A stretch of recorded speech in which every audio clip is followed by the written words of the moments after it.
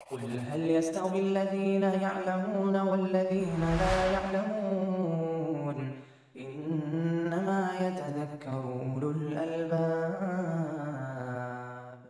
أشهد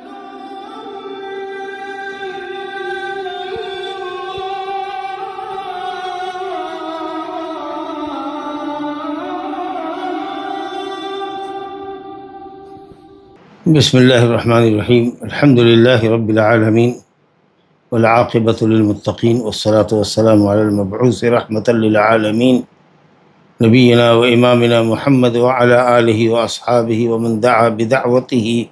واتبع ہدیہ الی یوم الدین اما بعد فباب صلاۃ الاستسقاء، استسقاء کی نماز کا باب،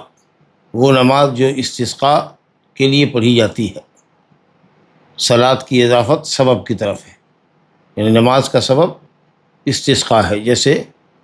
صلاۃ الکسوف وہ نماز جس کا سبب سورج اور یا چاند میں گڑھن ہونا ہے۔ اسی طریقے سے صلاۃ الاستسقاء وہ نماز جس کا سبب پانی طلب کرنا، یعنی پانی طلب کرنے کے سبب جو نماز پڑھی جاتی ہے اس کا بیان ہے۔ گویا کہ نبی کریم صلی اللہ علیہ وسلم نے بارش طلبی کے لیے باقاعدہ نماز پڑھی ہے۔ استسقاء میں سین اور تا جو ہے وہ طلب کا معنی دیتا ہے، سقی طلب کرنا، سیرابی طلب کرنا، بارش نہ ہونے کے سبب لوگوں کو جو پریشانی لاحق ہے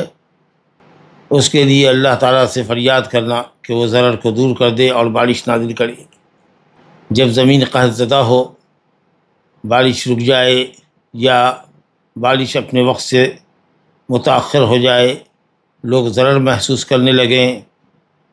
نہروں کا پانی سوکھ جائے، چشمے سے پانی ابلنا بند ہو جائے، ہمارے یہاں ٹیوب ویل میں پانی آنا بند ہو جائے، تو ایسے وقت میں ضرورت اس بات کی متقاضی ہوتی ہے کہ آدمی اللہ کے سامنے گریہ زاری کرے، اپنے گناہوں کی معافی چاہے، صدقہ و خیرات کرے، تاکہ اللہ تعالیٰ کا رحم اور اللہ تعالیٰ کا کرم اس پر بارش کی شکل میں نازل ہو۔ تو یہ جو پانی طلب کرنے کے لیے طریقہ ہے، اس کے 3 طریقے ہیں مشہور۔ ایک تو یہ ہے کہ نمازوں کے بعد یا دوسرے اوقات میں قرآن کی تلاوت کے بعد،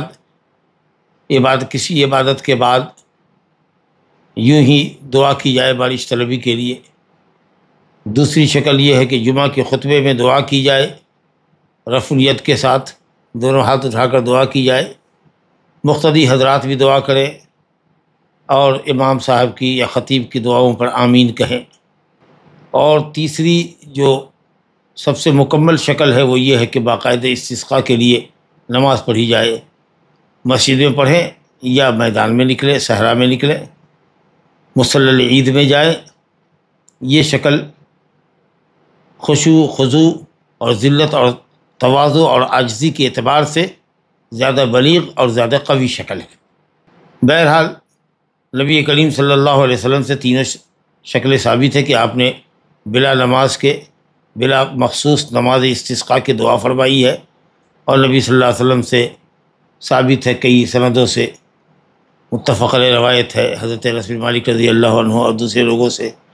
کہ ایک دیہاتی آیا اور اس نے جمعہ کے دن نبی صلی اللہ علیہ وسلم سے اثناء خطبہ بارش طلبی کی دعا چاہی، اور مشہور حدیث ہے کہ آپ نے دعا فرمائی تو فوراً دعا قبول ہوئی، ممبر سے آپ اترے نہیں کہ بارش کا سلسلہ شروع ہو گیا، اور پھر 1 ہفتے تک مسلسل بارش ہوتی رہی۔ دور دراز سے جس طرف سے بھی لوگ آتا تھا وہ رحمت اور برکت کی بشارت لاتا تھا کہ ہر طرف بارش ہوئی ہے۔ پھر اس کے بعد دوسرے جمعہ میں وہی شخص یا کوئی اور، غالب گمان یہ کہ وہی شخص تھا دیہاتی، اس نے کہا یا رسول اللہ اب کثرت بارہ کی وجہ سے ہلاکت ہو گئی یا ہو رہی ہے، مکانات منہدم ہو رہے، راستے بند ہو گئے، سڑکیں ڈوب گئیں، دعا فرما دیجئے کہ بارش کا سلسلہ رک جائے۔ پھر آپ نے دعا فرمائی تو لوگ مسجد سے جب نکلے تو سورج نکل چکا تھا اور لوگ دھوپ میں سورج کی روشنی میں چل کر اپنے گھر پہنچے۔ حدیث آئے گی، امام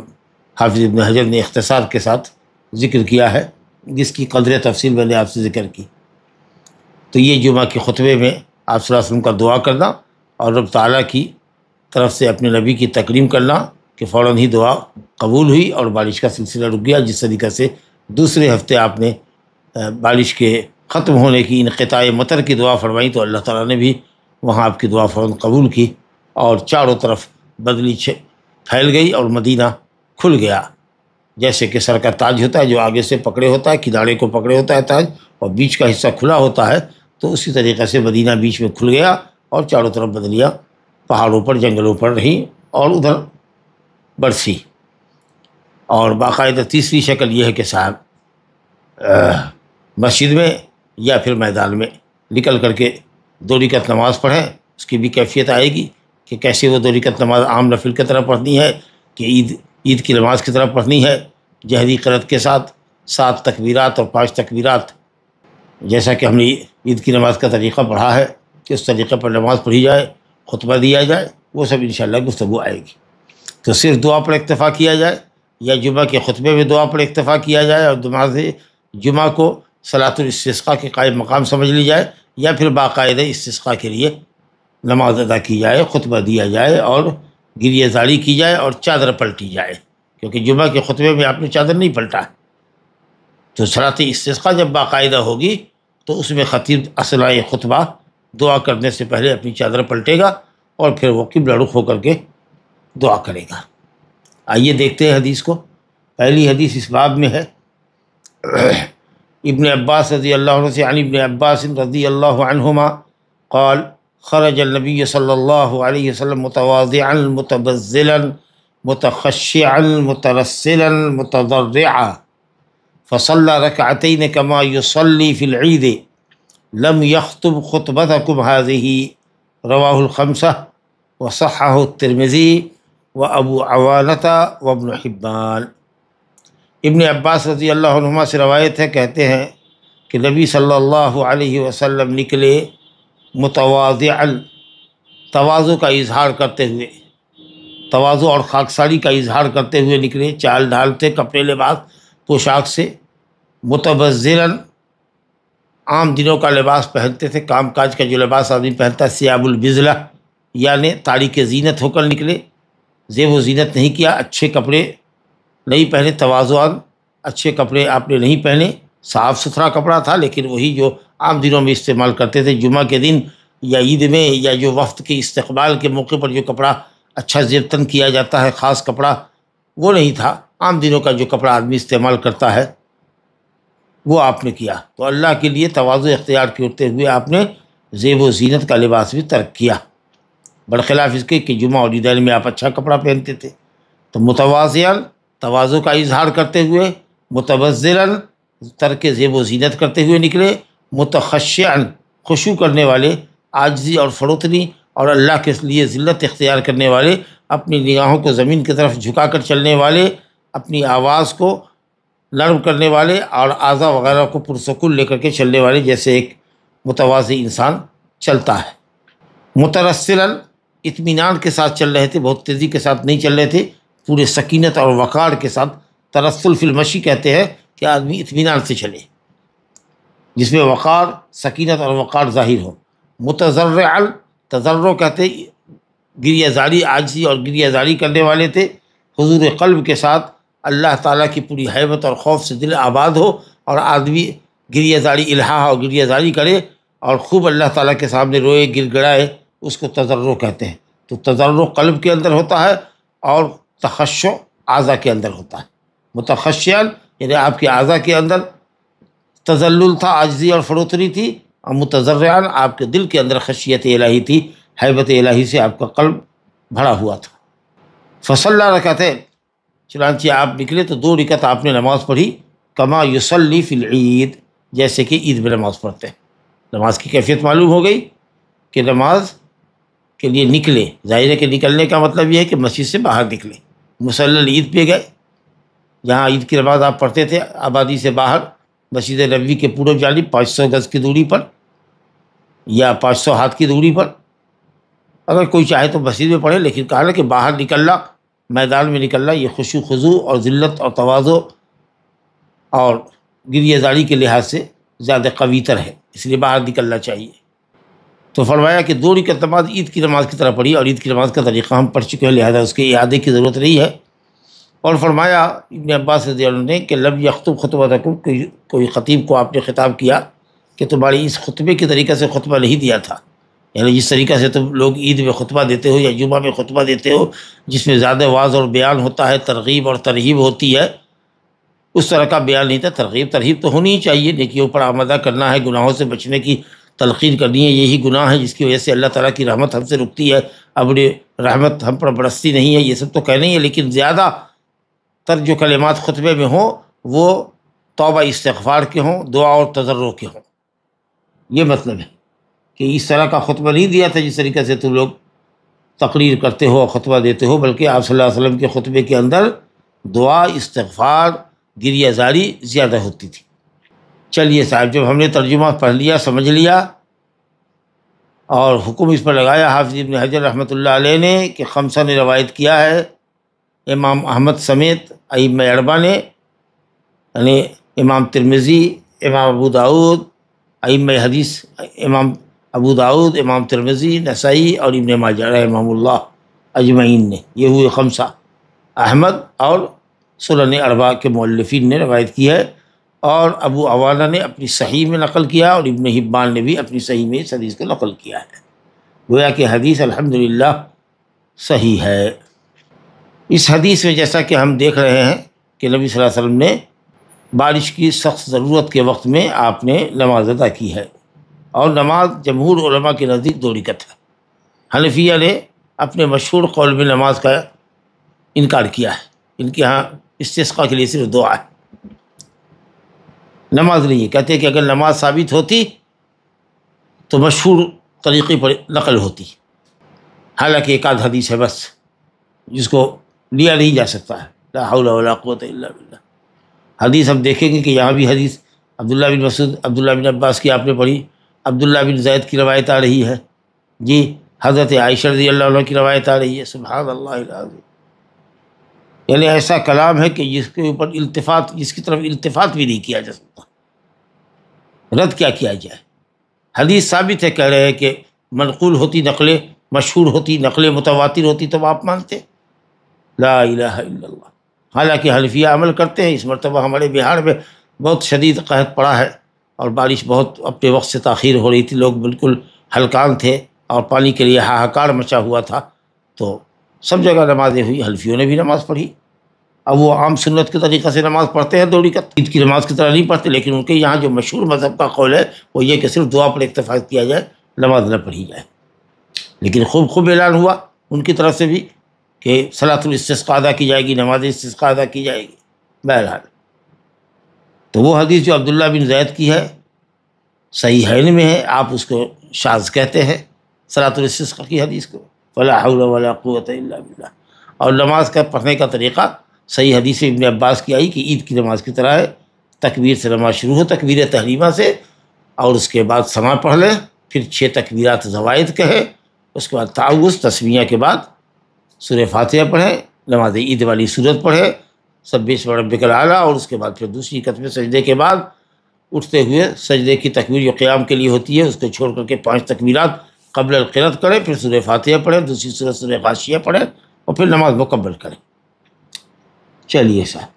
تو آدمی کو چاہیے کہ میدان میں نکلے، زیب و زینت کا لباس نہ پہنے، خوشبو لگا کر نہ جائے، چال کے اندر اس کے تخشع ہونا چاہیے،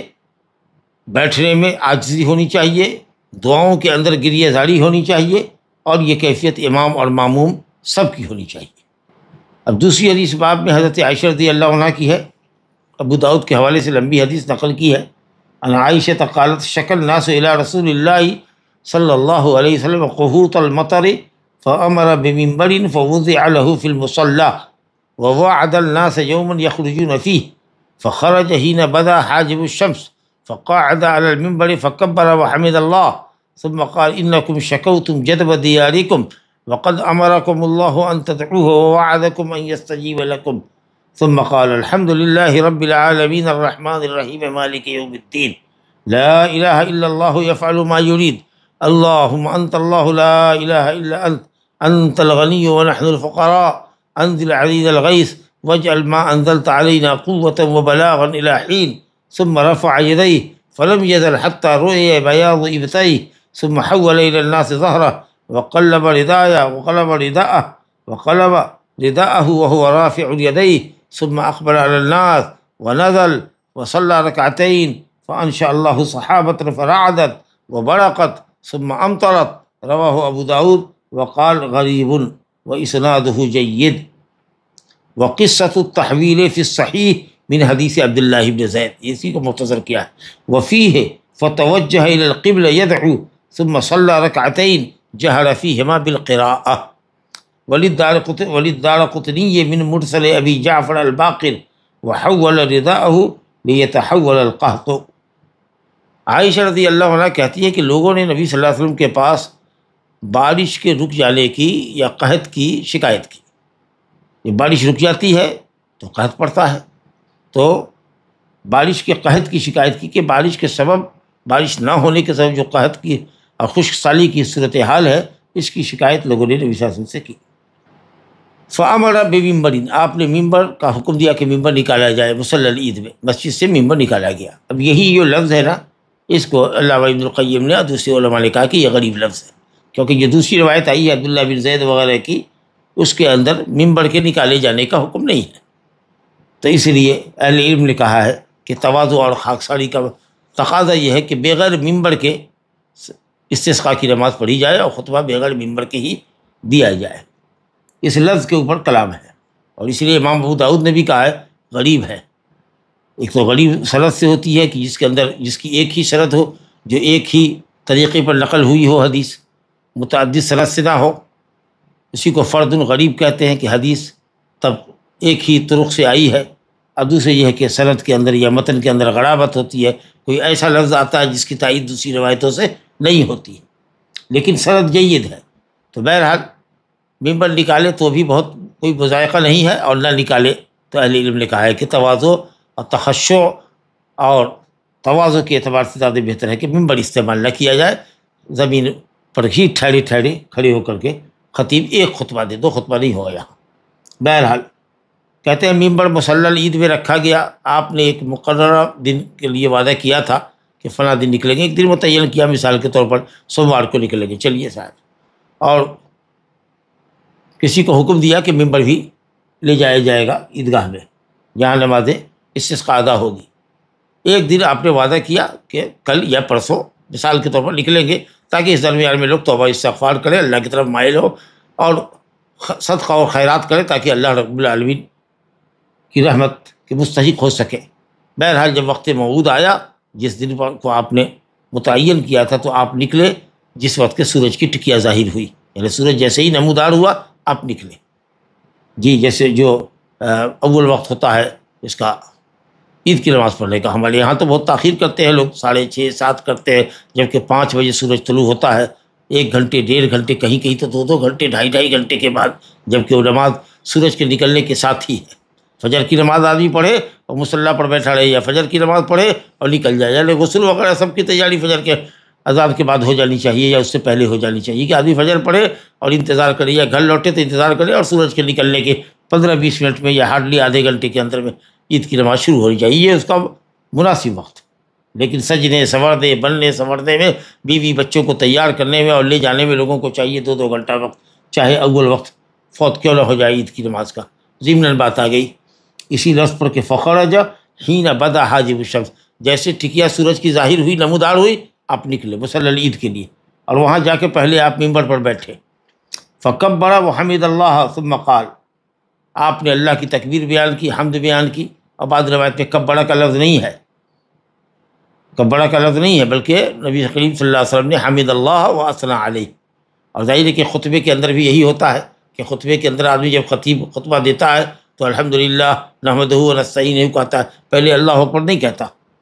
تو اس لیے دوسری روایت میں کبڑا کا لفظ نہیں ہے، حمد اللہ و اثنى علیہ، اللہ کی تعریف کی اور دوسرے جملے کے ذریعے پھر اللہ کی تعریف کی، اس کے کمال حمد کو بیان کیا، اس کے کمال اوصاف کو بیان کیا تکرار کے ساتھ، جس کو ثنا کہتے ہیں. پھر آپ نے فرمایا کہ تم لوگوں نے اپنے اپنی جگہوں میں، اپنے اپنے علاقوں میں، اپنی اپنی بستیوں میں، اپنی اپنی آبادیوں میں قحط کی شکایت کی ہے، اور اللہ تعالیٰ نے حکم دیا ہے کہ تم اس کو پکارو، اور اس نے وعدہ بھی کیا ہے کہ وہ تمہاری پکار کو سنے گا. پھر آپ نے فرمایا الحمدللہ رب العالمین الرحمن الرحیم مالک یوم الدین، سب کا معنی آپ لوگ جانتے ہی ہیں. لا الہ الا اللہ یفعل ما یرید، اللہ کے سوا کوئی معبود نہیں، وہ جو چاہتا ہے کرتا ہے، اور اس کا ہر ارادہ اور اس کی ہر مشیت پہلے بھی کئی مرتبہ بتا چکے ہیں کہ وہ حکمت کے تابع ہے، حکمت کے ساتھ اللہ کا ارادہ ہوتا ہے۔ اللہم انت اللہ، اے اللہ تو ہی اللہ ہے، تو ہی معبود حقیقی ہے، لا الہ الا انت، تیرے سوا کوئی معبود نہیں، انت الغنی ونحن الفقراء، تو غنی ہے، تو بے نیاز ہے مخلوق سے، جبکہ ہم مخلوق تیرے محتاج ہیں، ونحن الفقراء، انزل علینا الغیث، ہمارے اوپر بارش برسا، واجعل ما انزلت علینا، اور جو تو بارش برسائے ہمارے اوپر اس کو ہمارے لیے قوت کا ذریعہ بنا۔ اور قوت کیسے حاصل ہوتی ہے؟ روزی کھا کر، کھانے پینے کی اشیاء پیدا کر، رزق ہمارا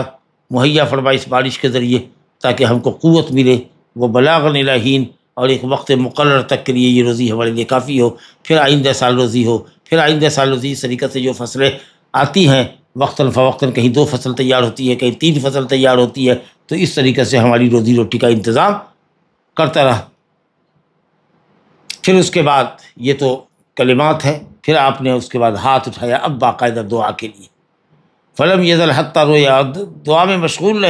رہے یہاں تک اتنا ہاتھ اٹھایا کہ آپ کے بغل کی سفیدی دیکھی جا سکتی تھی یا دیکھی گئی۔ یہ رفع بلیغ، اس قدر زیادہ نبی صلی اللہ علیہ وسلم کبھی بھی کسی دعا کے اندر ہاتھ نہیں اٹھاتے تھے، عام طریقہ سے ہاتھ چہرے کے سامنے ہوتا تھا، سر کے سامنے ہوتا تھا، اس سے زیادہ نہیں، چہرے کے سامنے ہوتا تھا، عام طریقہ سے یہی کیفیت ہے دعا کی۔ لیکن یہ کہ صاحب ہاتھ اتنا اٹھایا کہ بغل کی سفیدی دیکھی گئی یا دیکھی جاتی، کیونکہ آپ چادر پہنتے تھے تو بغل کی سفیدی دیکھی جائے، یہ رفع بلیغ جو ابتحال اور تضرع کی علامت ہے، یہ صرف استسقاء کے اندر ہے۔ تو جہاں حضرت انس کہتے ہیں کہ نبی صلی اللہ علیہ وسلم نے کہیں بھی دعا میں ہاتھ نہیں اٹھایا سوائے استسقاء کے، تو وہاں پر رفع بلیغ مراد ہے، مطلق رفع ید نہیں، کیونکہ نبی صلی اللہ علیہ وسلم نے بہت سے موقع پر ہاتھ اٹھا کر ہی دعا کیا ہے، بلکہ یہ جو کیفیت ہے یہ سائل ذلیل کی صفت ہے۔ چلیے صاحب، تو آپ نے پھر لوگوں کی طرف آپ متوجہ، آپ نے پیٹھ گھمائی، یعنی لوگوں کی طرف خطبہ دے رہے ہیں، دعا فرما رہے ہیں، دیکھ رہے ہیں دعا کے اندر اللہ کی تحمید تسبیح بیان ہو رہی ہے، استغفار وغیرہ ہو رہا ہے، اپنی محتاجی کا بیان اللہ کے سامنے ہو رہا ہے، اور اس کے بعد آپ صلی اللہ علیہ وسلم قبلہ رخ ہوئے اور چادر کی آپ نے تحویل کی، حول الی الناس ظہرہ، لوگوں کی طرف پیٹھ پھیرا، وقلب رداءہ یا حول رداءہ، اپنی چادر کو الٹ پلٹ کیا، ایسے چادر ڈالے ہوئے تھے، اور داہنے ہاتھ سے آپ نے بائیں طرف کی چادر کا کنارہ پکڑا اور بائیں ہاتھ سے داہنی طرف کا کنارہ پکڑا اور اس کو یوں الٹ دیا۔ تو اس طریقے سے داہنے ہاتھ سے بائیں طرف پکڑا تھا، بائیں ہاتھ سے داہنی طرف پکڑا تھا، ایسے الٹ دیا، تو جو کونا داہنی طرف تھا وہ بائیں آ گیا، جو بائیں تھا وہ دائیں آ گیا۔ یہ علامت ہے کہ ہم نے اللہ اپنی حالت کو پلٹ دیا، جیسا کہ دار قطنی میں مرسل روایت ہے ابو جعفر باقر کی، کہ حالانکہ باقی وہ حدیث مرسل ضعیف ہوتی ہے، لیکن تحویل آئی ہے، اور تحویل کی علت یہ بتاتے ہیں کہ تحویل کا مطلب یہ کہ اللہ ہم نے اپنی حالت بدلی، تو ہماری حالت بدل دے، یعنی بارش دے دے، قحط کے بعد بارش دے دے۔ چلیے صاحب، اگر یہ علت ہے تو قبول کر لینے میں کوئی حرج نہیں ہے، کیونکہ تحویل رضا تو بہرحال ثابت ہے نبی صلی اللہ علیہ وسلم سے۔ تو آپ نے اس طریقے سے تحویل کیا، اور اس کے بعد پھر دعا کیا، تحویل رضا کرنے کے بعد لمبی دعا کی، پھر لوگوں کی طرف متوجہ ہوئے، یعنی قبلہ رخ دعا کیا، اس کے بعد پھر آپ ممبر سے اترے اور 2 رکعت نماز پڑھی، فانشاء اللہ صحابۃ، اللہ نے بدلی پیدا کی، فرعدت، اس کے اندر کڑک پیدا ہوئی، بدلی کڑکی، وہ برقت، چمکی، اس میں بجلی چمکی، اور یہ کڑک اور بجلی کی چمک گھنی یا اور موسلادھار بارش کی علامت ہوتی ہے۔ ثم امطرت، پھر بارش ہوئی، ماشاء اللہ۔ اس حدیث کو امام ابو داؤد نے روایت کیا، پوری حدیث آپ کے سامنے پڑھی گئی، اور انہوں نے کہا کہ غریب ہے، غریب کا میں نے بتا دیا کہ ایک ہی صنعت سے ہے، الفاظ بعض غریب ہے، اس میں جو ممبر کے نکالنے کا مسئلہ ہے، اور اسی طریقے سے ممبر پر بیٹھنے کا مسئلہ ہے، اور پھر اس کے اوپر کبڑا و حمد اللہ، تکبیر پہلے کیا، اس کے بعد تحمید بیان کیا، یہ سب دوسری حدیثوں کے اندر نہیں ہے، مگر سب کے باوجود بھی کہتے ہیں اسنادہ جید، سند جید ہے، اس کا مطلب کہ قابل استدلال روایت ہے۔ لا الہ الا اللہ۔ کہتے ہیں قصۃ التحویل، چادر کو الٹ پلٹ کرنے کا مسئلہ جو ہے، دائیں طرف کا حصہ بائیں طرف، بائیں طرف کا حصہ دائیں طرف، یہ ہمارے پاس اتفاق سے آج ایک چھوٹی سی تولیہ ہے،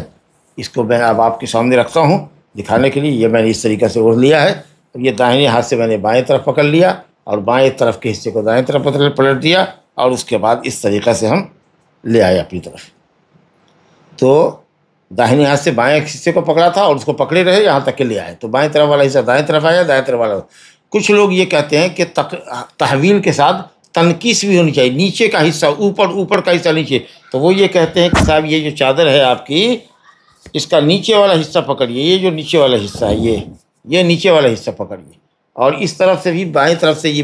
یہ داہنے طرف کی چادر کا نچلا حصہ پکڑیے اور اس طریقہ سے اٹھا کر کے لے جائیے۔ تو اس کیفیت کے اندر نیچے کا اوپر، اوپر کا نیچے، ظاہر کا باطن، باطن کا ظاہر، بائیں کا دائیں، دائیں کا بائیں، لیکن یہ ہر آدمی کے لیے مشکل ہے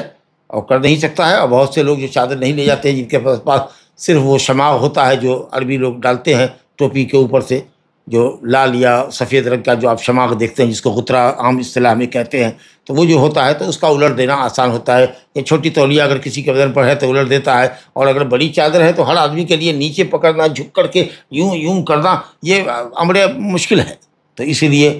جو صحیحین کی روایت ہے اس میں تنکیس کا لفظ نہیں ہے کہ اوپر کا نیچے، نیچے کا اوپر، جی، تو جو صحیحین کی روایت ہے اس پر عمل کریں، اور یہ تنکیس والا جو عمل ہے وہ متعب بھی ہے، تو تحویل ہی پر اکتفا کریں، تنکیس کرنے کی ضرورت نہیں ہے۔ کہتے ہیں تحویل کی جو حدیث ہے، چادر کے الٹنے پلٹنے کی، دائیں کا بائیں، بائیں کا دائیں، یعنی جو اوپر کا حصہ ہے وہ بائیں طرف کا دائیں آ جائے، دائیں طرف کا بائیں، یہ عبداللہ بن زید کی حدیث میں ہے جو صحیح ہے، اور اس کے اندر ہے کہ آپ قبلہ کی طرف متوجہ ہو کر دعا فرمائیے۔ آپ نے تو کچھ بیان تو لوگوں کو دیا آپ نے، تو وہ خطبہ میں کھڑے ہوئے تھے اور قبلہ رخ ہو کر کے آپ نے دعا کی۔ جب دعا کی تو پہلے چادر پلٹی تو اس کے بعد آپ نے پھر دعا فرمایا، اور پھر اس کے بعد آپ نے 2 رکعت نماز پڑھی جس میں جہری قرأت کی۔ یہ دونوں حدیثیں، حضرت عائشہ کی اور حضرت زید کی، عبداللہ بن زید کی اور ابن عباس کی روایت ہم نے پڑھا، ان تینوں روایتوں کے اندر ہے کہ خطبہ یا دعا آپ نے پہلے کیا، نماز بعد میں پڑھی۔ دارقطنی میں مرسل ابو جعفر الباقر کی حدیث، ابو جعفر، جی ان کا نام تھا محمد الباقر، علی بن حسین جو حضرت علی کے پوتے ہوئے، علی ابن الحسین ابن علی جس کو زین العابدین کہتے ہیں، ان کے بیٹے ہیں محمد الباقر۔ بقر العلم، علم کو پھاڑا، یعنی خوب علم حاصل کیا، عمدہ لوگوں میں سے تھے، اہل بیت کے عمدہ لوگوں میں سے تھے۔ تو فرمایا یہ تبع تابعی ہے، ابو جعفر محمد بن علی ابن الحسن ابن علی یا ابن الحسین، مجھے جو یاد ہے کہ حسین ابن علی کے صاحبزادے ہیں، واللہ اعلم۔ ان کے اور نبی صلی اللہ علیہ وسلم کے درمیان 2 آدمی یا اس سے زیادہ کا واسطہ ہے، تو اس لیے بعض متاخرین کے درمیان یہ کہیں گے موزل ہے کہ 2 راوی گرا ہوا ہے، ایک اکٹھے ہی 2 راوی گرا ہو، اور اگر تابعی ہے یا تو اس طریقہ سے متقدمین کی اصطلاح میں اس کو مرسل کہیں گے، متاخرین کی اصطلاح میں موزل کہیں گے، جہاں اکٹھے 2 راوی گرا ہوا۔ لیکن چلیے، یہ مرسل روایت تو حجت ہی نہیں ہے، چیز آئے کہ موزل، لیکن استدلال میں اس سے کچھ مدد حاصل کی جا سکتی ہے، کیونکہ بہرحال اس کو قبول کرنے میں کوئی شرعی حکم نہیں ثابت ہو رہا ہے۔ شرعی حکم چادر کا کی تحویل وہ تو نبی صلی اللہ علیہ وسلم کے فعل سے ثابت ہے اور صحیحین کی روایت ہے۔ اس کے اندر صرف یہ حکمت کا ذکر ہے کہ یہ جو چادر پلٹی گئی، اس کی حکمت یہ تھی کہ صاحب یہ کہتے ہیں کہ وحول رداہ لیتحول القحط، تاکہ قحط کی حالت پلٹے، یعنی اللہ تعالیٰ ہم نے اپنی حالت پلٹی ہے، توبہ استغفار کر رہے ہیں، دیکھ ہم چادر پلٹ رہے ہیں، اپنی حالت پلٹ رہے ہیں، تو بھی ہماری حالت پلٹ دے، گویا کہ قحط کو سرسبزی و شادابی اور بارش سے بدل دے۔ یہ علت بتا رہے ہیں صرف تحویل ردا کے لیے۔ یہ حدیث ہمارے لیے استدلال، ہمارا استدلال اس کے اوپر موقوف نہیں ہے، کیونکہ وہ تو مرسل روایت ہے۔ چلیے بہرحال تو حدیث آپ کے سامنے آ گئی، اور یہ کہ صاحب چادر امام نے پلٹا، اور بہتر ہے کہ سب لوگ پلٹیں، لیکن اگر نہیں سب پلٹتے ہیں تو امام پلٹے، یا جو بھی جس کے پاس بھی جو کچھ پلٹنے کی چیز ہو، غترہ وغیرہ ہو، شماغ ہو، کوئی تولیہ وغیرہ ہو، یا چھوٹی شال وغیرہ ہو، جو اس کو لے کر کے جائے تو کرے، مرد بھی کرے امامت میں، اور اگر پیچھے عورتیں ہیں اور عورت اور مردوں کے درمیان پردہ حائل ہے، کوئی ان کو دیکھ نہیں رہا ہے، تو وہ بھی اپنی چادر کی تحویل کر سکتی ہیں، یہ برقعے کو الٹ کر پہن سکتی ہیں۔ لیکن اگر بے ستری ہے یا مرد حضرات ان کی طرف دیکھ رہے ہوتے ہیں تو ان کو ایسا کرنا نہیں چاہیے۔ اور ایک فائدہ یہ ہوا کہ استسقاء کی نماز کا وقت عید کی نماز کا وقت ہے، تھوڑا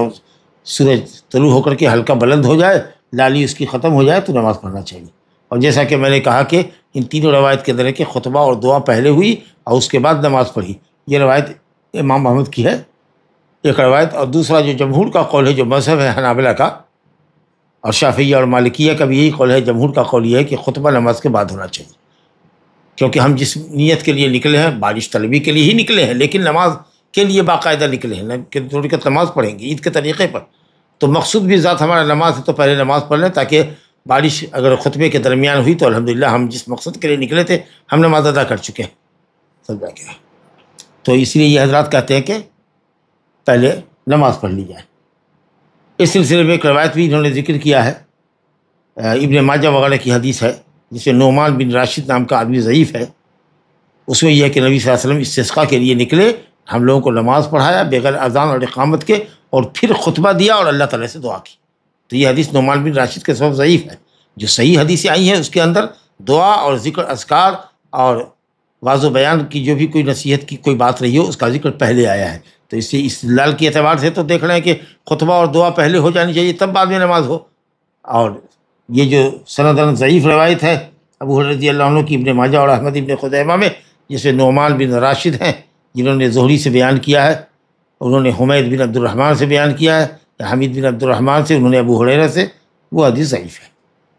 لا الہ الا اللہ۔ اور ایک تیسرا قول یہ ہے جس کو امام احمد رحمۃ اللہ علیہ نے کہا ہے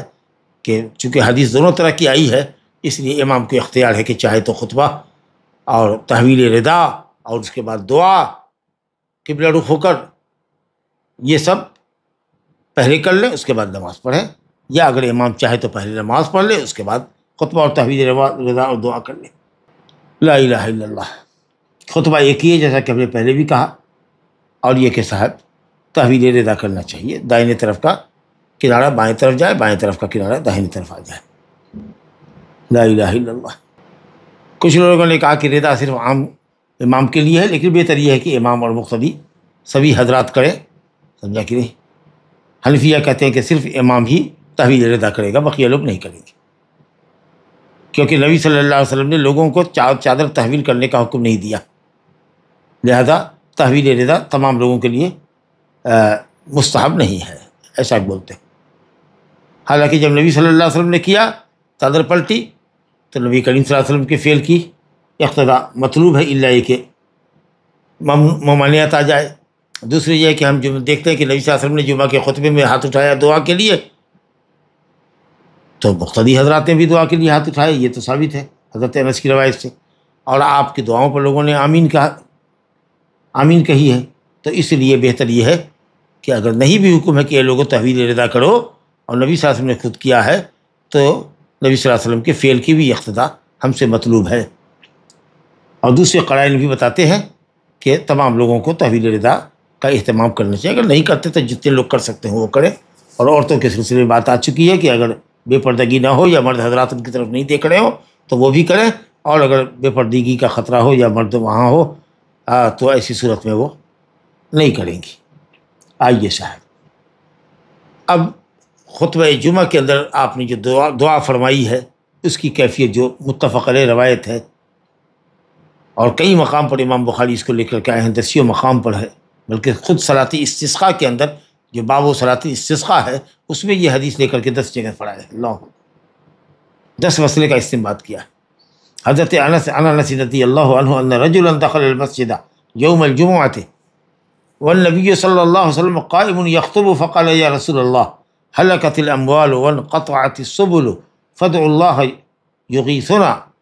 فرفع یدیہ ثم قال اللہم اغثنا اللہم اغثنا فذکر الحدیث وفیہ الدعاء بامساکها متفق علیہ۔ کہتے ہیں انس رضی اللہ عنہ سے روایت ہے کہ ایک شخص، اسی کو بعض میں حدیثوں میں کہا گیا ہے کہ ایک دیہاتی، ایک اعرابی داخل ہوا مسجد میں جمعہ کے دن، درا حال کہ نبی صلی اللہ علیہ وسلم کھڑے تھے خطبہ دے رہے تھے۔ اب خطبہ کھڑے کر کے دیتے تھے، ہم پڑھ کے آ چکے ہیں کہ جمعہ کے خطبے میں کھڑا ہونا سنت ہے، الا یہ کہ امام معذور ہو تو وہ بیٹھ بھی سکتا ہے اگر امام راتب ہے تو، یا پھر دوسرے کسی کو وہ خطیب کی حیثیت سے مقرر کر دے، اور نہیں خود بھی اگر دے سکتا ہے تو کوئی حرج کی بات انشاءاللہ نہیں ہے، واجب نہیں ہے یا شرط نہیں ہے خطبے کی صحت کے لیے، لیکن ہاں بہتر ہے کہ خطیب، جمعہ کا خطیب خطبہ کھڑے ہو کر دے۔ تو نبی صلی اللہ علیہ وسلم کھڑے تھے، خطبہ دے رہے تھے، اس نے کہا یا رسول اللہ، معلوم ہوا کہ داخل ہونے والا شخص یا کوئی شخص بیٹھا ہوا ہے، اگر اس کو کوئی حاجت ہے امام کو مخاطب کرنے کی تو وہ کر سکتا ہے، یہ سب مسئلہ آ چکا ہے باب صلاۃ الجمعہ میں ہم پڑھ چکے. کہا یا رسول اللہ ہلاکت الاموال، اموال ہلاک ہو گئے، مراد ہے مواشی، ماشیہ کی جمع، چوپائے ہلاک ہو گئے، پانی ان کے پینے کے لیے نہیں ہے، گھاس نہیں ہے، سب جل گئی، درخت کے پتے سوکھ گئے، منقطعت السبل، اور راستے منقطع ہو گئے، لوگوں کا آنا جانا راستے میں نہیں ہے، کیونکہ اونٹ کو چرائیں گے کہاں اور اونٹ کو پانی پلائیں گے کہاں، اس لیے کوئی نکل نہیں رہا ہے. فد اللہ یغیثنا یا یغیثنا، دعا فرما دیجیے کہ اللہ تعالیٰ ہمیں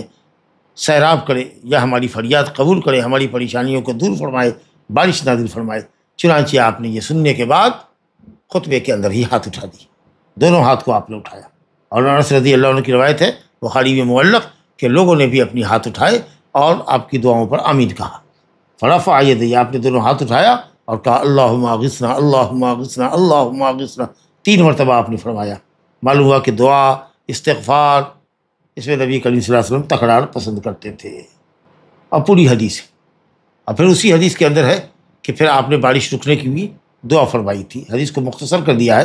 کیونکہ مدعا واضح ہو گیا کہ خطبے میں آپ نے دعا ہاتھ اٹھا کر کے مانگی ہے. باقی جو پوری حدیث ہے کہ وہ شخص آیا اور اس نے کہا کہ صاحب دعا کر دیجیے، تو آپ نے 3 مرتبہ اللہم اغثنا اللہم اغثنا اللہم اغثنا کہا. اور حضرت انس کہتے کہ واللہ کوئی بدلی نہیں تھی، کوئی بدلی کا ٹکڑا نہیں تھا ہمارے درمیان اور جبل صلا کے درمیان، کوئی مکان بھی نہیں ہے. ہم دیکھ رہے ہیں کہ ایک دم فضا بالکل صاف ہے، کہیں بدلی کا نام و نشان نہیں ہے. لیکن جب آپ نے دعا فرمائی تو جبل صلا کے پیچھے سے ڈھال نما گول دائرہ نما جو ڈھال ہوتا ہے جس پر تیر تلوار کی وار روکی جاتی ہے، اس طرح سے ایک بدلی نمودار ہوئی اور بیچ آسمان میں آئی تو وہ پھیل گئی، پھر اللہ کے حکم سے برسی اور برستی ہی رہی یہاں تک کہ 1 ہفتہ ہم نے سورج نہیں دیکھا. پھر وہی شخص یا ایک شخص، غالب گمان یہی ہے کہ وہی شخص رہا ہوگا، دروازے سے داخل ہوتا ہے اور اب وہ پھر شکایت کرتا ہے یا رسول اللہ ہلاکت الاموال، اب مال مویشی ہلاک ہونے لگے، راستہ منقطع ہو گیا کہ ڈوب گیا راستہ، اور مکانات منہدم ہو رہے ہیں، لہذا دعا کر دیجیے کہ بارش رک جائے. تو پھر نبی صلی اللہ علیہ وسلم نے ہاتھ اٹھایا دعا کے لیے اور کہا اللہم حوالینا ولا علینا، اللہ ہمارے ارد گرد برسا، ہم پر نہ برسا. اللہم علی الاکام، اکم کی جمع ہے، رت کے ٹیلوں پر، والزراب چھوٹی اونچی زمینوں پر، وبطون الاودیہ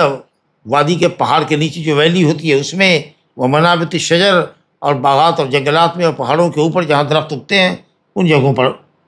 برسا. چنانچہ مدینہ سے بدری چھٹ گئی اور لوگ سورج میں نکلے. وہ خرجنا نمشی فی الشمس، کہتے ہیں کہ کیا وہی آدمی تھا یا کوئی دوسرا آدمی دوسرے ہفتے آیا؟ انس نے کہا کہ وہ مجھے اب یاد نہیں ہے، معذری نہیں جانتے ہیں کہ وہی شخص تھا. غالب گمان یہ ہے کہ اہل علم نے کہا کہ وہی شخص تھا. تو یہ پوری حدیث ہے. اللہ رجل یعنی عربین، جیسا کہ بعض روایت میں صراحت ہے نسائی وغیرہ میں کہ ایک دیہاتی آیا تھا،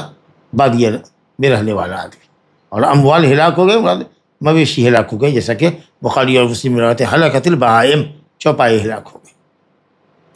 لا الہ الا اللہ. تو معلوم یہ ہوا کہ جمعہ کے خطبے میں دعا کا اہتمام بارش طلبی کے لیے ہو تو یہ بھی صرف دعا کرنے سے، صرف نماز کے باہر دعا کرنے سے بہتر ہے کہ خطبے میں دعا کی جائے جمعہ کے دن، اور جمعہ کی نماز اس کے بعد ادا کی جائے. اور یہ کہ خطیب اپنے دونوں ہاتھوں کو اٹھائے، لیکن خطیب جمعہ کے خطبے پر ممبر پر قبلہ رخ نہیں ہوگا، بلکہ جس طرف قوم کی طرف مخاطب ہے قبلہ کی الٹی سمت میں، جیسے ہمارے یہاں پچھم ہے قبلہ، ویسٹ میں ہے تو وہ ایسٹ کی طرف گھوم کر کے قوم کو خطاب کرتا ہے، تو اسی طریقے سے کرتا رہے گا. لیکن جب صلاۃ الاستسقاء کی دعا ہوگی، باقاعدہ جب نماز استسقاء ہوگی یا تب دعا ہوگی تو اس میں وہ قبلہ رخ ہوگا، تحویل رضا کرے گا پہلے اور اس کے بعد وہ قبلہ رخ ہو کر دعا کرے گا. لیکن یہاں بغیر جمعہ کے خطبے میں بغیر تحویل رضا کے اور قوم کی طرف متوجہ ہو کے ہی دونوں ہاتھ اٹھا کے دعا کرے گا امام خطبے میں، اور معمومین حضرات بھی ایسے ہی کریں گے جیسے کہ حضرت انس نے کہا ہے کہ فرفع رسول اللہ یدیہ یدعو ورفع الناس ایدیہم معہ یدعون، آپ کے ساتھ ہاتھ اٹھا کر وہ بھی دعا کر رہے تھے. معلق روایت ہے صحیح بخاری میں، بحذف سند امام بخاری نے نقل کیا ہے، حدیث صحیح ہے. اور یہ کہ دعا اور استغفار 3 مرتبہ. چلیے صاحب مصیبت اور پریشانی میں ہے تو اللہ تعالیٰ سے پریشانی کا اگر اظہار کر رہے ہیں اور معافی مانگ رہے ہیں اور ان سے اس کی رحمت کا مطالبہ کر رہے ہیں تو یہ مقام تفویض کے خلاف نہیں ہے یا توکل اللہ کے منافی عمل نہیں ہے. لیکن نبی صلی اللہ علیہ وسلم کو بھی معلوم تھا کہ بارش نہیں ہو رہی ہے، مگر آپ تاخیر کر رہے تھے، دعا نہیں کر رہے تھے، یہاں تک کہ وہ دیہاتی آیا اور اس نے مطالبہ کیا، تب پھر آپ نے اس کے سوال پر دعا کی، ورنہ آپ نے دعا کے معاملے کو یا بارش طلبی کے معاملے کو اللہ کے سپرد کر رکھا تھا۔ تو بہرحال معلوم ہوا کہ صاحب دعا بھی اسپیشل طریقہ پر کی جا سکتی ہے، اور اس موقع پر ایک سنت بھی ہم کو معلوم ہوئی کہ خطبہ جمعہ میں ہاتھ اٹھا کر دعا کرے قوم کی طرف متوجہ ہو کر کے تحویل رضا کے بغیر، اور یہ بھی سنت معلوم ہوئی کہ باقاعدہ اس کے لیے 2 رکعت نماز پڑھنے کے لیے آدمی مسجد میں یا میدان میں صحرائی علاقے میں نکل سکتا ہے۔ اور یہ بات تو کئی مرتبہ کہہ چکے کہ نبی صلی اللہ علیہ وسلم کی عظمت اور کرامت دیکھیے کہ اللہ نے آپ کی دعا فوراً قبول کی، بارش کے سلسلے میں بھی اور بارش رکنے کے سلسلے میں بھی۔ لیکن ضروری نہیں ہے کہ جب بھی آپ نے کوئی دعا کی ہو تو قبول ہوئی ہو۔ آپ نے فرمایا کہ میں نے رب تعالیٰ سے 3 دعائیں کی، 2 دعا قبول ہوئی، 1 دعا رد ہو گئی جی۔ اسی طریقے سے آپ نے بیر معونہ کے قاتلوں کو، قرہ کے قاتلوں کو، یا اسی طریقے سے جنگ احد میں مسلمانوں کے قتل کرنے والوں کو، یا کمزور مسلمانوں پر مکہ میں ظلم و زیادتی کرنے والے مشرکین کے نام لے کر کے آپ نے دعا فرمائی، بد دعا کی تو اللہ تعالیٰ نے قرآن میں منع کر دیا، لیس لک من الامر شیء۔ ہدایت اور عدم ہدایت کے معاملے میں نبی آپ کو کوئی دخل نہیں ہے، آپ اپنا کام دعوت تبلیغ کا کرتے رہیے، اور دیکھیے کہ تو کہاں دعا قبول ہوئی، کہاں وہ ہلاک ہو گیا۔ اللہم علیک بفلاں، علیک بفلاں، علیک بفلاں، جو نام لے کر بد دعا فرمائی تھی، ماشاءاللہ سب کے سب مسلمان ہو گئے فتح مکہ کے ساتھ۔ تو اللہ رب العالمین کے نزدیک آپ کی دعا قبول ہوتی تھی، آپ مستجاب الدعوات تھے۔ لیکن یہ کہ صاحب ہر دعا اور ہر موقع پر دعا قبول ہو گئی ہو اور ایک دعا بھی زندگی میں کبھی رد نہیں کی گئی ہو، یہ صحیح نہیں ہے اس طرح کا دعویٰ کرنا۔ بہرحال نبی صلی اللہ علیہ وسلم کے مقام اور مرتبے کا کیا کہنا، صلوات اللہ وسلامہ علیہ۔ آگے دیکھیے صاحب، انس بن مالک رضی اللہ عنہ کی حدیث ہے کہ ان عمر رضی اللہ عنہ کان اذا قحط استسقى بالعباس بن عبد المطلب وقال اللهم انا كنا نستسقي اليك بنبينا فتسقينا وانا نتوسل اليك بعم نبينا فاسقنا فيسقون، رواه البخاری۔ کہتے ہیں انس رضی اللہ عنہ کہ عمر کے زمانے میں جب لوگ قحط زدہ ہوتے تھے، اذا قحطوا، جب قحط زدہ ہوتے تھے، کانا تو استمرار کا فائدہ دیتا ہے، لیکن واقعہ یہ ہے کہ ایک ہی مرتبہ حضرت عمر فاروق رضی اللہ عنہ کے زمانے میں قحط پڑا، اور انہوں نے حضرت عباس بن عبد المطلب نبی کریم صلی اللہ علیہ وسلم کے چچا سے گزارش کی کہ وہ دعائے استسقاء کرتے ہیں، دعائے استسقاء کرتے ہیں۔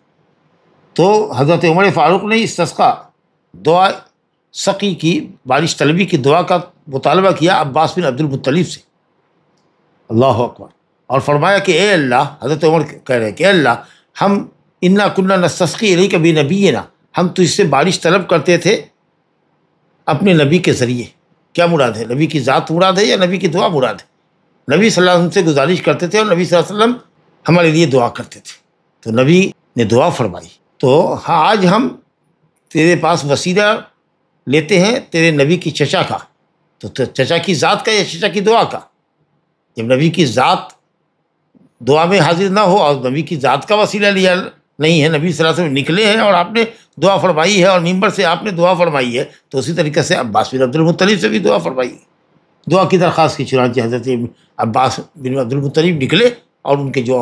کلمات ہیں اس سلسلے میں کہ یا اللہ، ہم کو یہ لے آئے ہیں تیرے نبی کا چچا سمجھ کر کے، اور میرے شرم و ندامت کی پیشانی تیرے سامنے جھکی ہوئی ہے، اور یہ گناہوں سے آلودہات تیرے سامنے پھیلے ہوئے ہیں، اللہ ہماری لاج رکھ لے، اپنے نبی کے چچا کی لاج رکھ لے،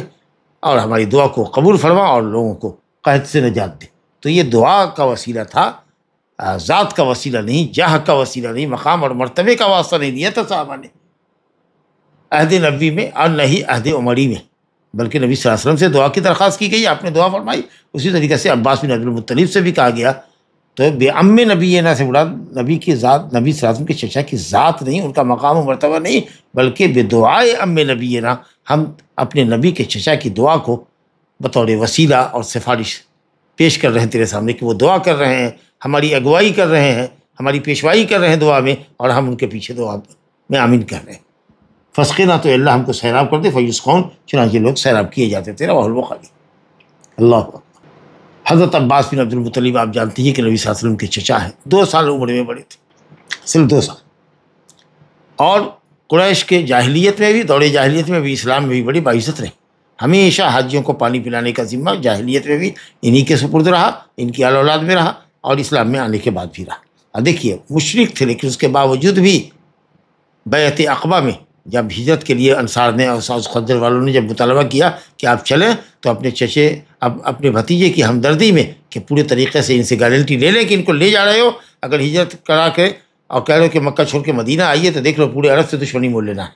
تو سمجھ بوجھ کر کے لے جاؤ، ایسا نہیں کہ وہاں لے جاؤ گے ابے یارو مددگار چھوڑ دو گے۔ یہ توثق، یہ گارنٹی لینے کے لیے انہوں نے اپنے چچا اپنے بھتیجے کا ساتھ دیا تھا بیعت عقبہ میں، جبکہ کافر تھے، اس قدر ہمدرد تھے جی۔ اور جنگ بدر میں شریک ہوئے مشرکین کی طرف سے تو پکڑے گئے، فدیہ دے کر کے مکہ لوٹے۔ فتح مکہ کے لیے نبی صلی اللہ علیہ وسلم سن 8 ہجری میں جا رہے ہیں اور وہ ادھر سے مسلمان ہو کے آ رہے ہیں۔ جب معلوم ہوا کہ نبی صلی اللہ علیہ وسلم چڑھائی کرنے والے ہیں مکے میں، تو مقامی جحفہ میں جو شام والوں کی میقات ہے، اب وہاں سے اس کے سیدھے رابغ ہے، وہاں سے باندھتے ہیں، وہاں ملاقات ہوئی، اور پھر نبی صلی اللہ علیہ وسلم کے ساتھ پلٹے مکہ اور اس جنگ میں شریک رہے۔ پھر حنین کی جنگ میں شریک رہے۔ بڑے سدید الرائے آدمی تھے، بہت دور اندیش تھے، اور اکثر اچھی رائے دیا کرتے تھے۔ کبار صحابہ ان سے مشورے لیا کرتے تھے، ان کی رائےوں پر عمل کرتے تھے جی۔ شعبان سن 32 ہجری میں ان کا انتقال ہوا۔ چلیے صاحب، تو وسیلہ حاجت اور ضرورت کی تکمیل کے لیے کسی چیز کو بطور ذریعہ استعمال کرنا، جو چیز آپ کو اور آپ کی حاجت کو پورا کرانے میں معاون اور مددگار ثابت ہو، اس کو وسیلہ کہتے ہیں۔ اور یہ وسیلہ مشروع، جو مشروع وسیلہ ہے وہ اللہ کے نام اور اس کی صفات سے، وَلِلَّهِ الْأَسْمَاءُ الْحُسْنَىٰ فَادْعُوهُ بِهَا۔ اسی طریقے سے اپنے ایمان اور عمل صالح کو وسیلہ بنائیے، ربنا اننا آمنا فاغفر لنا، اللہ ہم پر ایمان رکھتے ہیں اس لیے گناہ بخش دے۔ یا جیسے کہ غار میں چھپے ہوئے لوگوں نے، جو 3 تھے بنی اسرائیل کے، جنہوں نے اپنے عمل کا اللہ کو واسطہ دیا تھا، اپنے صالح عملوں کے ذریعے اللہ سے دعا کی تھی، تو اللہ تعالیٰ نے ان کی مشکلوں کو نجات دیا۔ اور اسی طریقے سے کسی زندہ شخص کو سے گزارش کرنا جن کو آپ سمجھتے ہیں کہ صاحب علم، صاحب دین اور تقویٰ ہے، اور امید ہے کہ اللہ تعالیٰ ان کی دعاؤں کو قبول کرے گا، تو ایسے آدمی سے دعا کی درخواست کرنا کہ چلیں آپ استسقاء کی نماز پڑھا دیں یا استسقاء کے لیے دعا کر دیں، الحمدللہ یہ بھی شکل جائز ہے۔ اگرچہ بعض اہل علم نے، جیسے امام ابن تیمیہ وغیرہ ہیں، وہ کہتے ہیں کہ دعا خود ہی کرنی چاہیے، لوگوں سے دعا کی درخواست نہیں کرنی چاہیے۔ اس میں ایک طرح سے ضعف نفس کی علامت ہے کہ آپ اپنے آپ کو کمزور سمجھ رہے ہیں۔ دوسرے یہ کہ اللہ پر بھروسہ کم ہے کہ آپ کسی۔ تیسری بات یہ ہے کہ صاحب بار بار کسی سے کہیے دعا کر دیجیے، دعا کر دیجیے، ارے آپ جو خود اپنے لیے دعا کریں گے اور جتنا الہا اور گریہ زاری کریں گے، دوسرا آپ کے لیے نہیں کرے گا۔ اور چوتھا ایک نقصان یہ ہے کہ اگر کسی شخص خاص کو کہیے گا کہ آپ ہی نماز پڑھائیے اور آپ ہی دعا کیجیے، تو کہیں ایسا نہ ہو کہ وہ بھی غرور میں مبتلا ہو جائے، دھوکے میں مبتلا ہو جائے کہ میں اتنا بزرگ ہوں کہ علاقے کے سارے لوگ مجھے سے دعا کرتے ہیں، مجھے سے استسقاء کی نماز پڑھواتے ہیں، مجھ سے دعا کی درخواست کرتے ہیں۔ تو اہل علم نے اس لیے بھی بہت زیادہ اس پہ دلچسپی نہیں دکھائی ہے، سمجھا کہ نہیں۔ اب جیسے ہی تھوڑی تاخیر ہو گئی، لوگوں میں بے چینی ہوتی، وہ استسقاء کی نماز پڑھی۔ نماز پنج وقتہ جو فرض نماز ہے وہ تو آپ پڑھ نہیں رہے، آپ کی اکثریت نمازوں سے غافل ہوتی ہے، صدقہ خیرات تو آپ کر نہیں رہے، توبہ استغفار نہیں کرے، صرف استسقاء کی نماز پڑھنے کے لیے بھیڑیا تھسان جی۔ کل من حب و تبا، سب کا سب جا رہا ہے، بے نمازی سب کا سب نکل رہا ہے۔ کتنے لوگ ہوتے ہیں، اور بارش تھوڑی سی ہو گئی اور خوب اتراتے ہیں اور خوش ہوتے ہیں۔ تو جو حالت ہے اس وقت لوگوں کی، وہ عجیب حالت ہے، سمجھا کہ نہیں۔ تو اصل یہ ہے کہ صاحب جب آپ دیکھ رہے ہیں کہ پریشانی ہے، تو اللہ سے الہا گریہ زاری ہر کوئی اپنے اپنے طور پر کرے نا۔ لیکن ٹھیک ہے، جمعہ کے خطبے میں ہو جائے، اور بہت تاخیر ہو رہی ہے تو کبھی کبھار صلاۃ الاستسقاء بھی ہو جائے۔ لیکن جتنا فوکس لوگ صلاۃ الاستسقاء پر دیتے ہیں، کاش پنجگانہ نماز کی فرضیت پر کو سمجھتے اور اس قدر اہتمام سے نماز لوگ پڑھتے اور اللہ تعالیٰ سے گریہ زاری کرتے، تو شاید یہ حالت نہیں ہوتی مسلمانوں کی جن حالتوں سے ہم گزر رہے ہیں۔ بہرحال تو بات یہاں چل رہی تھی کہ کسی مرد صالح کو، جس سے آدمی بظاہر اچھا جس کو گمان کرتا ہے، اس سے دعا کی درخواست کرنے میں بھی کوئی حرج نہیں۔ لیکن اموات کا وسیلہ پکڑنا، اللہ کو واسطہ دینا جی، جیسے کہ اصحاب القبور، قبر والوں کا وسیلہ اللہ کو دیتے ہیں یا ان کو وسیلہ بناتے ہیں، یہ تو شرکیہ وسیلہ ہے۔ اور اسی طریقے سے کسی کی ذات کا، اور کسی کا اللہ تجھ کو تیرے نبی کی ذات کا واسطہ، اللہ تجھ کو تیرے نبی کے جاہ و عظمت اور ان کے مقام و مرتبہ کا واسطہ، یہ سب وسیلہ محرمہ ہے۔ شرکیہ تو نہیں ہے، لیکن وسیلہ محرمہ ہے، اور ذریعہ بن جائے گا آگے چل کر کے وسیلہ شرکیہ کا۔ تو اس لیے ذات کا وسیلہ اور جاہ و مرتبہ کا وسیلہ پکڑنا حرام ہے، اور اموات کا وسیلہ پکڑنا اور اموات سے دعا کرنا جی، یا اموات کو اپنے اور رب تعالیٰ کے درمیان وسیلہ بنانا، جیسے کہ مشرکین اپنے معبودوں سے کو وسیلہ بناتے تھے اور چڑھاوے بھی چڑھایا کرتے تھے، تو یہ جو ہے وہ وسیلہ باطلہ ہے، وسیلہ باطل ہے۔ جیسے اموات کو سے فریاد کرنا، اموات سے فریاد کرنا وسیلہ کہ آپ ہماری مصیبت دور کر دیجیے، یا ان کو وسیلہ بنانا جیسا کہ مشرکین وسیلہ بناتے تھے، یہ وسیلہ محرمہ ہے، اور کچھ چڑھاوا چڑھا دیا تو یہ عبادت ہوگی، نظر و نیاز ہوگی تو شرک ہوگا۔ تو فرق سمجھیے گا، اموات سے فریاد کرنا کھلا ہوا شرک، استغاثہ بغیر اللہ شرک، اموات کا وسیلہ پکڑنا، اللہ تجھ کو تیرے فلاں بزرگ بندے کا وسیلہ، ان کی ذات کا، تو یہ حرام وسیلہ ہوگا، الا یہ کہ آپ اس کی قبر پر چڑھاوا چڑھاتے ہیں، نظر و نیاز کرتے ہیں، تو وہ شرک ہو جائے گا۔ بہرحال جب بارش ہو، سال کی پہلی بارش ہو رہی ہے، سیزن کی بارش ہے، مانسونی بارش ہے، تو نبی کریم صلی اللہ علیہ وسلم کی حدیث حضرت انس کہتے ہیں قال اصابنا ونحن مع رسول اللہ مطر، ہم نبی صلی کے ساتھ تھے، بارش برسنے لگی تو نبی صلی اللہ علیہ وسلم نے اپنا کپڑا ہٹایا، سر کی ٹوپی ہٹا دی، تاکہ سر کے اوپر جو عمامہ تھا آپ نے اس کو ہٹایا تاکہ سر پہ پانی آوے، کچھ بارش کے چھینٹے پڑے، ہاتھ کو کھول لیا، آستین کو تھوڑا سا پنڈلی پر بھی پانی گرایا، کہا انہ حدیث عہد بربہ، یہ ابھی رب تعالیٰ کی طرف سے بہت پہلے جلد پیدا کی گئی، یعنی یہ جلد ہی بارش پیدا کی گئی ہے، اللہ تعالیٰ نے اس کو وجود بخشا ہے، اس کو پیدا کیا ہے، لہذا اس کی برکت کے لیے، یا آپ کہہ لیجیے کہ صاحب آپ نے کہ اللہ رب العالمین نے فوراً اس کو پیدا کیا ہے، لہذا کچھ چھینٹے آپ نے اپنے جسم کے اوپر بھی دیے، تو یہ بھی ایک سنت ہے۔ اللہ نصر قال اصابنا ونحن مع رسول اللہ صلی اللہ علیہ وسلم قال، کہتے ہیں فحسر ثوبہ، آپ نے اپنا کپڑا کھولا جس حد تک کھول سکتے ہیں، حتی اصابہ من المطر، تاکہ اس پر بارش کے کچھ چھینٹے پڑ جائے، اور کہا انہ حدیث عہد بربہ، یہ ابھی اپنے رب تعالیٰ کی طرف سے جلدی آئی ہے، یعنی ابھی جلد ہی وجود میں آئی ہے اور اللہ نے اس کو پیدا کیا ہے۔ استحباب الدعاء عند نزول الوقت، جب بارش اتر رہی ہو، جب بارش کے قطرے پڑ رہے ہوں تو آپ اس وقت اللہ تعالیٰ سے دعا کیجیے، عام دعا بھی بارش کے نزول کے وقت قبول ہوتی ہے، اور بارش جو آہستہ ہلکی ہو رہی ہے یہ موسلا دھار میں تبدیل ہو جائے، اس کے لیے دعا کیجیے۔ عائشہ رضی اللہ عنہ کی روایت ہے، رسول اللہ صلی اللہ علیہ وسلم کان اذا رأى المطر، جب آپ بارش دیکھتے تو کہتے اللہم صیبا نافعا، اللہ خوب دھواں دھار بارش، خوب جم کے بارش ہو، موسلا دھار جس کو کہتے ہیں، جیسے لگے کہ بالٹی مشکیزے کا مشکیزہ پانی انڈیلا جا رہا ہو، اور وہ نفع بخش ہو، کیونکہ تیز بارش اگر نفع بخش نہیں ہے تو نقصان دہ ہوگی۔ کہتے اخرجہ ہو، اس حدیث کو بخاری اور مسلم دونوں نکالا ہے، لگتا ہے کہ یہ وہم ہے، صرف بخاری میں یہ حدیث ہے عائشہ رضی اللہ عنہ کی، کہ جب آپ بارش دیکھتے تو نبی صلی اللہ علیہ وسلم دعا فرماتے اللہم صیبا نافعا۔ تو نزول مطر کے وقت استحباب ہے، مستحب ہے کہ دعا کرنی چاہیے، اور خاص کے مطر رحمت اور مطر نفع کے لیے دعا اللہ تعالیٰ سے کرنی چاہیے، تاکہ وہ عذاب کا ذریعہ نہ بنے۔ کبھی کبھی ایسا بھی ہو سکتا ہے کہ بغیر نماز کے یوں ہی فرض نماز کے بعد ہو یا کسی بھی وقت ہو، آدمی دعا کر لے، جیسے کہ یہ حدیث آئی ہے ابو عوانہ کی، عن سعد ان نبی صلی اللہ علیہ وسلم دعا فی الاستسقاء اللہم جللنا سحابا کثیفا قصیفا دلوقا ضحوکا تمطرنا منہ رذاذا قطقطا سجلا یا ذا الجلال والاکرام۔ لا الہ الا اللہ۔ کہتے ہیں کہ حدیث کی سند میں تھوڑا کلام ہے، عبداللہ بن محمد بن عبداللہ الانصاری ہے روایت کے اندر، ابو عوانہ نے عبداللہ بن محمد الانصاری کے حوالے سے روایت کیا ہے،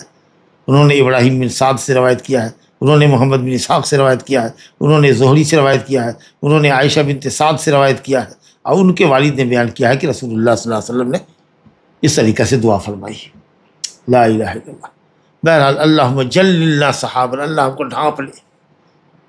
پورے طریقے سے ڈھانپ لے بدلیوں سے، کثیفاً جو گھنی ہو، گھنی موٹی ہو، تہدار ہو، ہلکی بدلی ہوتی ہے تو کم برستی، گھنی بدلی، اور اس میں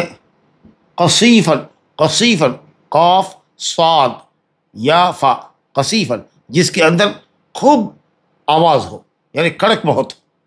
کیونکہ جب بدلی میں کڑک بہت ہوتی ہے، کڑکا کڑکتا ہے اور بجلی چمکتی ہے، تو یہ علامت ہوتی ہے کہ بارش مضبوط ہوگی اور کثرت سے ہوگی۔ اور دلوقاً مطلب یہ کہ خوب موسلادھار ہو، ضحوکاً بجلی چمکے زحک سے، اور دیکھیے کیفیت یہ ہوتی ہے بارش کی، رذاذاً پہلے باریک سے پتلے باریک چھوٹے چھینٹے کی شکل میں بارش شروع ہو، جیسے غبار اڑتا ہے نا اس طریقے سے، قطقطاً وہ اس سے بھی اور چھوٹا ہوتا ہے، ہلکی بارش سے بھی اور ہلکی بارش، جس میں آپ دیکھتے ہوں گے کبھی کبھی سوئی کے نوک کے برابر بارش کے چھینٹے ہوتے ہیں، تو رذاذ ہو، قطقط ہو، اور اس کے بعد سجلن، ماشاء اللہ لگے کہ صاحب ایک بڑے ڈول سے پانی انڈیلا جا رہا ہے، اس قدر دھواں دھاڑ موسلادھار بارش. یہ مختلف کیفیت ہوتی ہے بارش کی. یا ذی الجلال والاکرام، یہ دیکھیے آپ صلی اللہ علیہ وسلم نے اللہ کے دو ناموں سے وسیلہ لیا ہے، تقرب حاصل کیا ہے، دعا کی قبولیت کے لیے اللہ کے دو نام کو آپ نے، دو صفت کو آپ نے وسیلہ بنایا. یا ذی الجلال والاکرام، اے جلال عظمت والے، اے بزرگی والے. تو معلوم ہوا کہ استسقاء یعنی دعا بغیر صلاۃ کے بھی بہتر ہے. یہ پہلی شکل ہے. دوسری شکل یہ ہے کہ جمعہ کا خطبہ ہو، اس میں دعا ہو، جمعہ کی نماز ہو. اور تیسری شکل یہ ہے کہ شاید باقاعدہ نماز اور دعا کے لیے آدمی آبادی سے باہر نکلے. اور یہ بات میں نے پہلے بھی کہی تھی کہ صاحب دعا اللہ تعالیٰ کے نبی نے فرمائی ہے، اور اللہ نے دعا آپ کی قبول بھی فرمائی ہے اکثر مواقع پر. لیکن کبھی کبھی ایسا بھی ہوا ہے کہ آپ کی دعا نہیں بھی قبول ہوئی ہے، جیسا کہ ہم نے کہا نا کہ کفار قریش پر آپ نے بد دعا فرمائی اور صحابہ آپ کی دعا پر آمین کہہ رہے ہیں.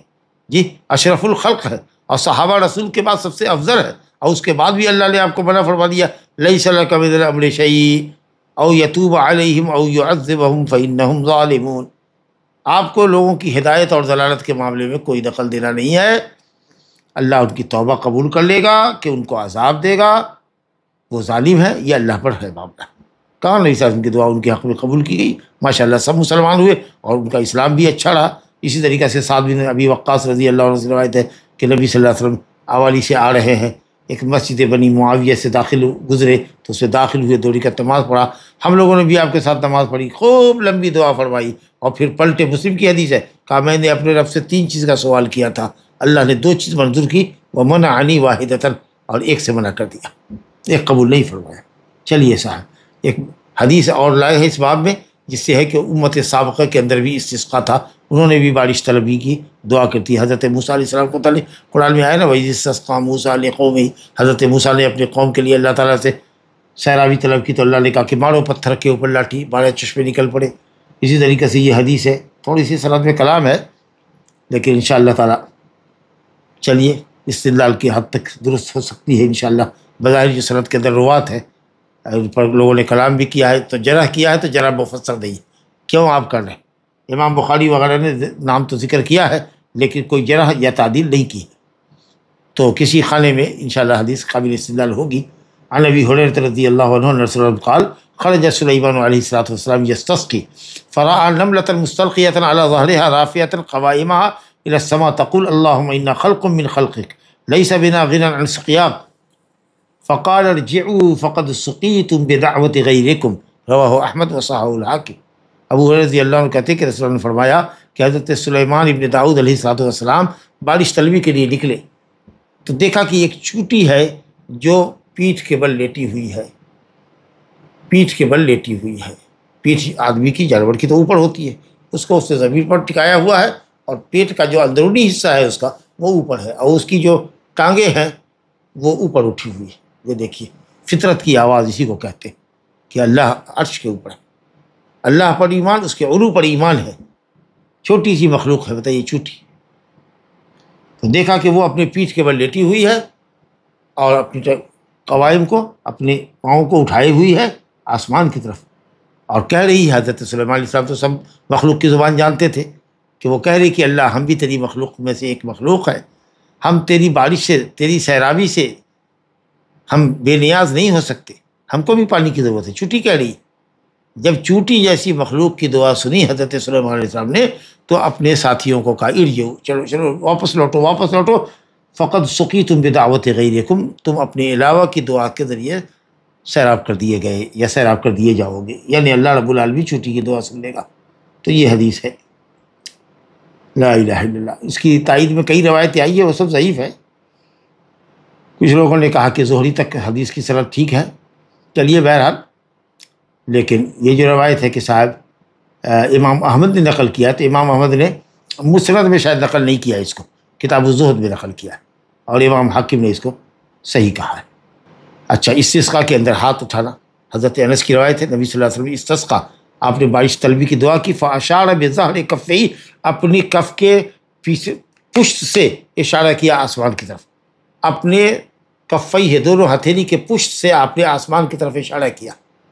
اب اس حدیث سے بظاہر لوگ استدلال کرتے ہیں کہ دعا ایسے کرنی چاہیے، بارش طلبی کے لیے، قحط کو دور کرنے کے لیے، یا مصیبت کے بلا کو دور کرنے کے لیے جو بھی دعا ہو، اس میں ہتھیلی کا باطنی حصہ نیچے ہو اور پشت کلائی جو ہے، یہ جو اوپر والا حصہ آپ دیکھ رہے ہیں، یہ اوپر ہو، یعنی اس طریقے سے دعا کریں۔ اور کچھ لوگ کہتے ہیں کہ نہیں، دعاؤں کی حدیثوں کو جمع کیجئے تو اذا سألتم اللہ فاسألوہ ببطون اکفکم، جب اللہ سے سوال کرو تو اپنی اندرونی ہتھیلی سے سوال کرو، جو مانگنے کی کیفیت ہے کہ ہتھیلی کا اندرونی حصہ تمہارے چہرے کی طرف ہو، تمہاری آنکھ کی طرف ہو۔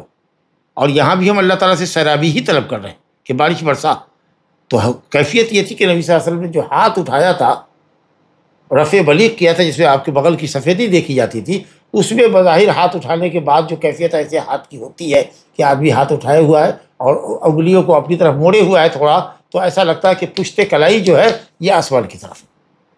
تو کچھ لوگ تو باقاعدہ ایسے کر دیتے ہیں، اندرونی ہتھیلی نیچے اور پشت کلائی کو باقاعدہ ایسے اوپر کر دیتے ہیں، اور کچھ لوگ ایسے ہاتھ اٹھا کر کے دعا کرتے ہیں جس میں لگتا ہے کہ پشت کلائی آسمان کی طرف ہے۔ تو زیادہ بہتر یہی ہے جس کو شیخ الاسلام ابن تیمیہ نے پسند کیا ہے، اور شیخ الاسلام فی ھذا الزمان شیخ سماحت الشیخ عبدالعزیز بن باز نے بھی یہ کہ چہرے کی طرف ہی ہتھیلی ہونی چاہیے اور رفع بلیغ ہو اور انگلیوں کا رخ اپنی طرف پھیر دے تو یہ پشت کلائی آسمان کی طرف جا رہی ہے، لیکن اندرونی ہتھیلی ہی چہرے کی طرف ہو اور سر کے اوپر تک ہاتھ آپ کا جانا چاہیے۔ ھذا وباللہ التوفیق وصلی اللہ وسلم وبارک علی نبینا محمد وعلی آلہ وصحبہ اجمعین۔ عیدگاہ میں اگر عید کی نماز 8 بجے ہو اور گھر کے پاس مسجد میں 6 بجے ہو تو کیا مسجد میں نماز پڑھ سکتے ہیں؟ لا الہ الا اللہ۔ اب یہ تو معارضے والا سوال ہوا کہ ایک طرف وقت کی رعایت ہو رہی ہے اور ایک طرف تاخیر ہو رہی ہے۔ تو سنت یہ ہے کہ نماز اول وقت پہ ہو، سورج نکلنے کے ساتھ ہی ہو، تھوڑا بلند ہو اور میدان میں ہو اور بلا عذر کے مسجد میں نہ ہو۔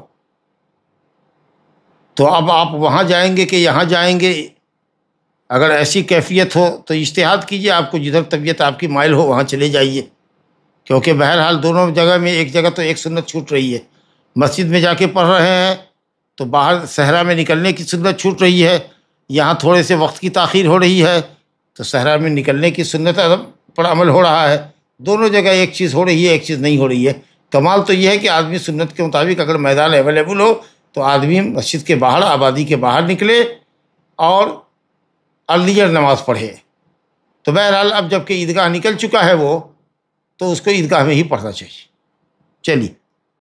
عیدگاہ میں حنفی مسلک کے مطابق نماز ہوتی ہے تو ہم تکبیرات کو کیسے ادا کریں؟ بہتر تو یہ ہے کہ 7 اور 5 تکبیر ہونی چاہیے، لیکن اگر ایسا نہیں ہے تو 3 تکبیرات کے علاوہ بھی، یعنی تکبیر تحریمہ کے ساتھ 4 اور تکبیر قیام کے ساتھ یا تکبیر رکوع کے ساتھ 4 تکبیر جنازہ، اور اگر تکبیر رکوع چھوڑ دیجئے اور تکبیر تحریمہ چھوڑ دیجئے تو 3 تکبیر جو آپ سمجھ رہے ہیں، تکبیر زوائد جو حناف کرتے ہیں، انشاءاللہ اگر ان کے پیچھے بھی آپ نماز پڑھ لیں گے تو صحیح ہو جائے گا، کیونکہ تکبیرات زوائد مستحب ہیں، سنن اور مستحب۔ اگر یہ ساتھ نہ بھی ہو تو انشاءاللہ تعالی نماز ناقص آپ کی نہیں ہوگی، نماز ہو جائے گی۔ خلاف اولا تو ضرور ہوگی، لیکن یہ ہے کہ صاحب نماز ہو جائے گی۔ تو صرف تکبیر کی بنیاد پر اختلاف نہ کریں، اور خاص کر کے جب چند ہوں اہل الحدیث تو ان کے پیچھے نماز پڑھ لیں۔ اگر کوئی دوسری واضح طور پر کوئی عقائد سے متعلق کوئی خرابی اگر نمازیوں کو معلوم نہیں ہو اس امام کے تعلق سے، یعنی وحدت الوجودی نہ ہو، حلولی نہ ہو، جی حلول اور اتحاد کا عقیدہ نہیں رکھتا ہو، تو صرف تکبیرات کی بنیاد پر، مسلکی اختلاف کی بنیاد پر، اور بھی تکبیرات زوائد کی استحباب اور زیادہ سے زیادہ اس کی سنیت یعنی سنیت استحبابی سنیت، تاکیدی سنیت، استحبابی سنیت کی بنیاد پر ہم ترک اقتداء کا فتویٰ تو نہیں دینے کی ہمت جٹا پا رہے ہیں۔ تو ہم کہیں گے کہ نماز تو پڑھ لیجئے، لیکن بہتر یہ ہے کہ اگر کچھ دور بھی جانے کی نوبت آتی ہو تو آپ اہل سنت کے ساتھ اہل الحدیث کے پیچھے نماز پڑھیں۔ شوہر حنفی مسلک فالو کرتے ہیں اور بیوی کو عیدگاہ جانے سے منع کرتے ہیں عید کی نماز کے لیے، تو اس حالت میں بیوی گھر میں عید کی نماز پڑھے، کیا یہ صحیح ہے؟ ظاہر ہے اگر جانے کے لیے نہیں کہہ رہا ہے تو گنہگار وہ گنہگار ہوگا، لیکن اس کو ناراض کر کے نہیں جانا ہے۔ عورتوں کے لیے نکلنا بھی استحباب ہی ہے، وجوب نہیں ہے۔ ہم نے عید کے باب میں بتایا تھا کہ عورتوں کو نکلنے کی ترغیب دی ہے، لیکن واجب نہیں ہے۔ مستحب ہے، سنت ہے یا تاکید ہے۔ تو اگر شوہر انکار کرتا ہے اور وہ جانے نہیں دے رہا ہے تو گھر میں عورت نماز پڑھ لے، لیکن شوہر سے مخالفت اور مخاصمت نہ کرے۔ جی، زلزلے کے وقت اذان دینا یا نماز پڑھنا یہ کیسا ہے؟ کچھ بھی نہیں ہے، سب ثابت نہیں۔ زلزلے کے وقت میں اذان دینا یا زلزلے کے وقت میں صلاۃ الکسوف کے طریقے پر نماز پڑھنا یہ سب ثابت نہیں۔ اگرچہ فقہا کہتے ہیں، حنابلہ کہتے ہیں کہ مستحب ہے کہ صلاۃ الکسوف کے طریقے پر 2 رکعت نماز 4 رکوع اور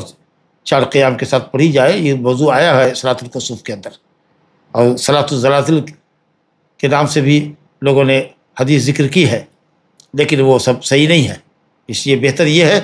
کہ صاحب زلزلے کے وقت میں اللہ سے دعا کرے، لیکن اس وقت اذان دینا یا کوئی نماز پڑھنا یہ سب ثابت نہیں۔